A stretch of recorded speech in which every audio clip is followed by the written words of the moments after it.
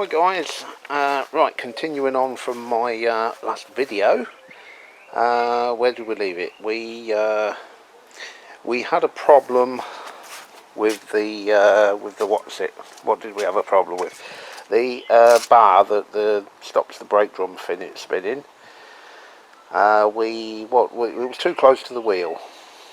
So let's get this cover off. Let's get into that. Let's find out why that is in the position it's in and what we can do about it. So whip the cover off and we'll bring you back and get into it. Cheers.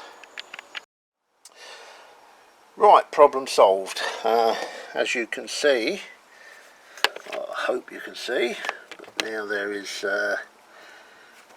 plenty of room there, clearance on that bar. So what was the problem? Well, let me take you back to when I first got this bike. Who remembers when I said the back end looked a little out, and we discovered that the back part of this frame was slightly twisted, and we were able to straighten that. And I said that looks much better now, but it still looks slightly out, but we'll live with that. We'll put it down to bodywork being out of alignment. Now when I took this back wheel apart to take the swing arm off, I am fairly certain that I put all the spacers back onto the spindle, so that there was no doubt at all that I would put it on wrong. What's happened, this spacer this side is slightly shorter than this spacer this side, and I had them on arse about face, so it was kicking the wheel slightly this way, hence the tramping arm was too close. And I also noticed that when I looked down the chain, it was ever so slightly out. Now, like I said, I think that was put together wrong by a previous person, and then I just put it together wrong because I kept it in the same order. I may be wrong, but I don't think I am, because also that back end now, probably hard to see on camera, but is absolutely arrow straight. So that's what I think's happened. Someone put the back wheel back together, spacers wrong way round. I just kept them that way round on the spindle, put it back together incorrectly as a result, and that's what we got. On the anti-tramping arm, someone tell me what the proper name of that is. I keep calling it an anti-tramping arm, but you will see new split pin. I don't know if you can see that, but take my word for it, new split pin on the front end. So runs like a dream, all greased up, all lubricated. Yeah, pleased with that, glad I found that. Next job, which I'm probably not going to film because it'll be boring, is I'm going to put the mud guard on, not mud guard, the chain guard, which is up there. I've cleaned it up, and I'm going to put that brake rod on. It looks a bit tricky to get at, the brake rod, because you know, this is a learning curve all the time. I've put that bloody plate on, and it's behind that. I'm going to try and do it without, but if I have to take that off, because it's this side, it doesn't mean pulling the swing arm bolt, it's just a couple of bolts and I can get that off. So yeah, I'm going to get them on. Not going to film that, it's not worth it. And yeah, we'll pop it back, and we've more or less got it rolling again. Happy with today's work, really am. Right, bring you back soon guys, cheers. Right then, I think that's that'll do. We've got the chain guard on there with shiny new bolts. I've not put the front sprocket cover on yet because I'm still going to change that neutral switch. What else? Yeah, brakes working. I did have to take that foot peg hanger off again to get hold of that, so there you go, it's all a learning curve. But yeah, we now have a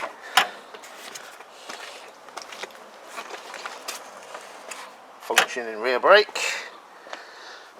It's smack bang in line as well, which I'm very pleased about. You know, this has been no offence to its previous owner, because we all have to learn by getting things wrong. But the things I've been finding on this bike are amazing. Bushes completely missing out the swing arm and then put back together like that. Back wheel assembled wrong. Butchery of a job in the wiring. You know, someone's probably learned a hell of a lot about bikes by fucking this one up. And you know, yeah, I'm not knocking them for that, but you know, if it weren't for guys like doing that to bikes, there wouldn't be anything for guys like me to do to put them right again, would there? So yeah, I'm quite happy with the progress we made today. However, I'm had enough. I'm going to call it a day. So thanks for watching, guys. Hope you enjoyed it. Bertie Budget. One day I might have to tidy all this shit up. One day. I've even got plants growing in the bloody thing, look. Anyway, what we up to? More YBR stuff, I think. I think we're going to stick with the YBR theme. We've still got this heap of shit to sort out at some point, but not in the right frame of mind for it at the moment. Somewhere down here is the exhaust pipe, and that needs to go back on. Okay, go on, wreck everything.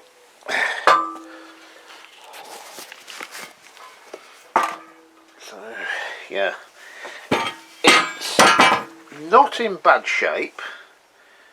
I am going to give it a bit of a clean up best I can. The shield is missing off it. Did I have a shield somewhere? Come on, Budget, what have you done with it? I thought I had. It's not a shield for a Yamaha, but I thought I had one somewhere. Here we go. Yeah, I think that's going to look shit, isn't it? What do you think? Nah, I don't like it. Yeah, anyway, so I need to get the heat shield sorted. If I can find one, there isn't one about as far as I can tell. But that will not stop me giving this a clean up and putting it on.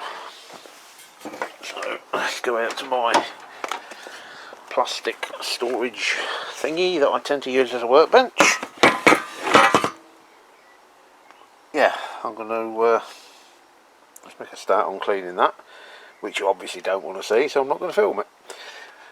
I shall bring you back when we come to refit it, I would imagine. Okay, guys, talk to you soon. Right then, there it is, polished up best I can. Like I said, it's not perfect. You can't polish a turd, but it's a bit better looking than it was. So we need to see about getting that back on.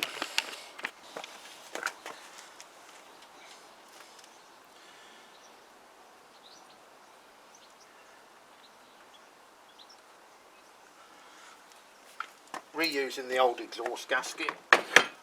Two reasons. One, it don't look bad. Two, I ain't got one. And number two is the best reason of the lot. Right. Yeah, was there a rubber on there, or is it? No, that's on the stand. Okay, there's a little bracket there that the centre stand hits. And I didn't know whether it was on the exhaust or on the centre stand, but it appears to be on the centre stand, so we can just get that back bolt started. Like so. And then lift the front into place. What's stopping it?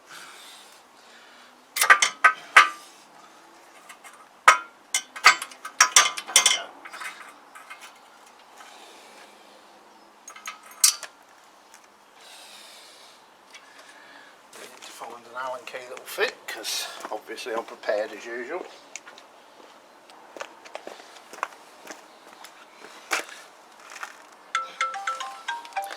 Perfect timing.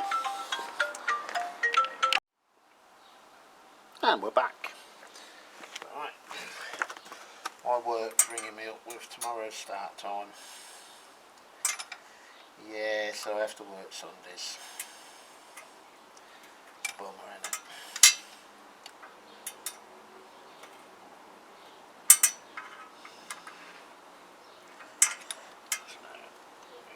Just tidying up, rather tightening up 2 Allen keys on the front here.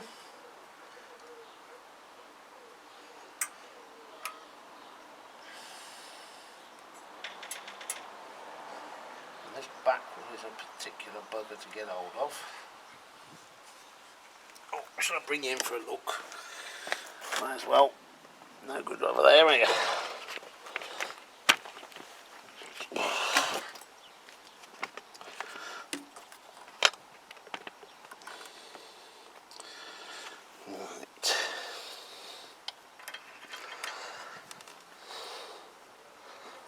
I've got some proper Allen key socket things in the house, in the shed rather, somewhere, which would be a damn sight easier if I could be bothered to go and find them, which I can't, so we'll persevere with this.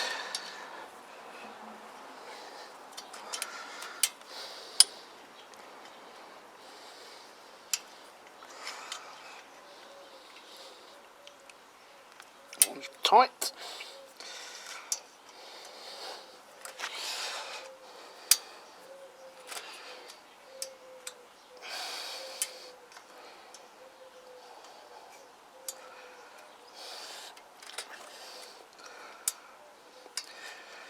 I think probably what will happen anyway is that when I go to sell this,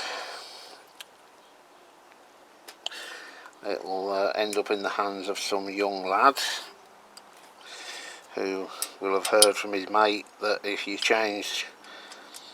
put a £350 exhaust on it, you'll get 3.7 mile an hour faster.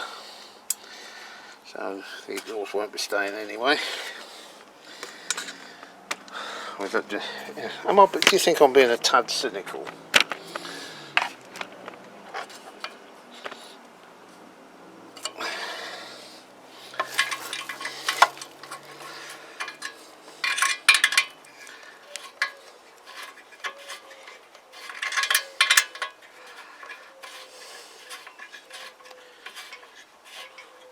But it will look a damn sight better if I can find that trim panel for it. I'll have a look, see how much they are new. Probably ridiculously priced, as most main dealer parts are. Right, I'm just going to get a ring spanner because I want to tighten that up properly. If you want to get some extra purchase on an Allen key, just pop it in. Ring spanner on there. Then you can proper tighten it up. So yeah, there you go, exhaust on. So just get that bit of a wipe over, get one grubby paw prints off it. More cleaning, I love cleaning me, not.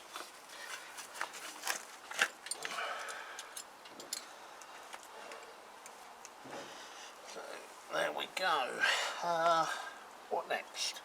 Oh, I know. I just realised something. Something came in the post the other day. Right, let's put my Allen keys and spanners away. I do like to keep putting my tools away as I go. I don't look too many out at one time because that's how I lose them. Let's pop into my kitchen. Past Katie. I must get out more on that. I tend to spend more time fixing the bloody things than I do riding them. Right, what we got? Here. So this come from AliExpress.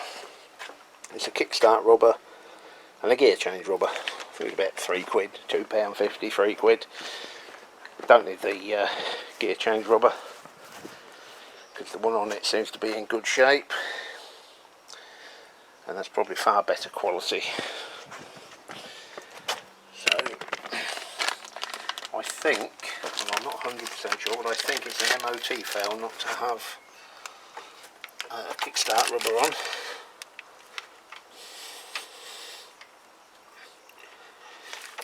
Rubber hammer.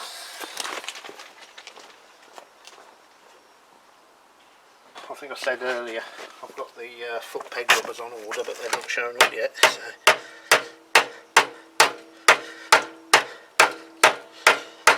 That is tight, that ain't coming off.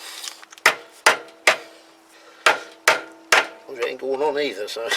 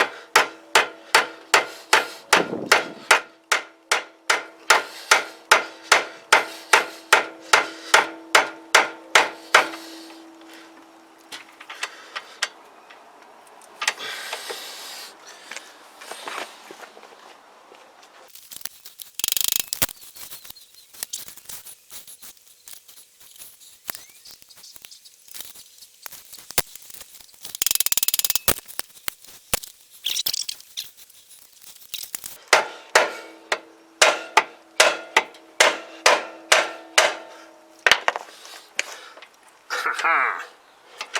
I win. There you go. Another little job done. What next?